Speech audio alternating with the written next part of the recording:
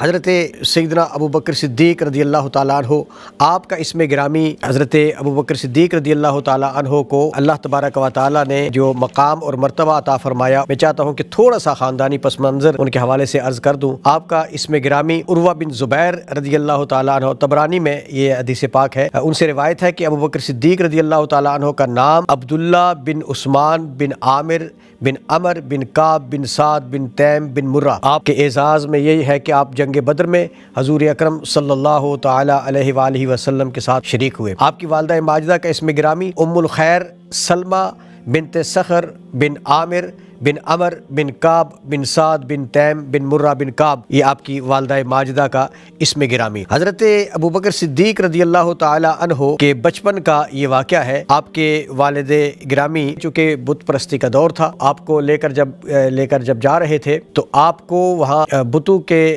سامنے آپ جب پہنچے، اپنا طور طریقے سے جو عبادت کرنا تھی وہ کی، یہ ساتھ گئے تو انہوں نے جا کر ایک بت کے پاس کھڑے ہو کر اس کو کہا مجھے کھانا کھلاؤ۔ وہ کہاں کھانا کھلا سکتا تھا؟ پھر کہا کہ مجھے پیاس لگی ہے، پانی پلاؤ۔ پانی نہیں پلا سکتا تھا۔ انہوں نے کہا پھر مجھے پہننے کے لیے کپڑے دیے جائے۔ کہا انہوں نے کپڑے دینے تھے، تو ایسے میں آپ نے ایک پتھر اٹھایا اور اٹھا کر کہا کہ اب تمہیں یہ پتھر مارنے والا ہوں، اپنے آپ کو مجھ سے بچاؤ۔ جب یہ کہا تو اس کے بعد پھر آپ نے پتھر دے مارا۔ پتھر کی آواز آئی، آپ کے والد کو پتہ چلا، انہوں نے پوچھا یہ کیا کیا ہے، تھوڑے سے غصہ ہوئے، گھر لے آئے، ان کی والدہ سے یہ کہا کہ تیرے بیٹے نے آج کیا کیا۔ عرض گزار ہوئی کہ بتائیے کیا کیا۔ تو ملا علی قاری نے مرقات شرح مشکات میں جو کتاب المناقب میں یہ جو واقعہ لکھا ہے، ام الخیر سلمہ آپ کی جو زوجہ محترمہ تھیں، حضرت ابو بکر صدیق رضی اللہ عنہ کی والدہ ماجدہ جو تھیں، انہوں نے عرض کیا کہ بتائیے کہ اس نے آج کیا کیا ہے۔ انہوں نے واقعہ سارا بیان کیا۔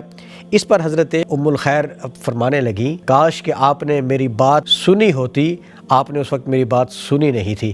پوچھا ماجرا کیا ہے، کون سی بات؟ یہ میرا بچہ میرے پیٹ میں تھا تو مجھے جو غیب سے کچھ آوازیں آتی تھیں تو وہ میں آپ کو سنانا چاہتی تھی۔ آپ نے کہا کہ جب عورتیں حاملہ ہوتی ہیں تو اس طرح کی آواز کا آنا جانا ایک کچھ فطرت کی بات ہوتی ہے، تو فطرتاً ایسے کچھ ہوگا۔ اے اللہ کی بندی، آپ کے بطن میں ایک ایسا اللہ کا بندہ ہے جو محمد مصطفیٰ کا صاحب اور رفیق ہوگا، اور اس طرح کی کچھ آوازیں آتی ہیں۔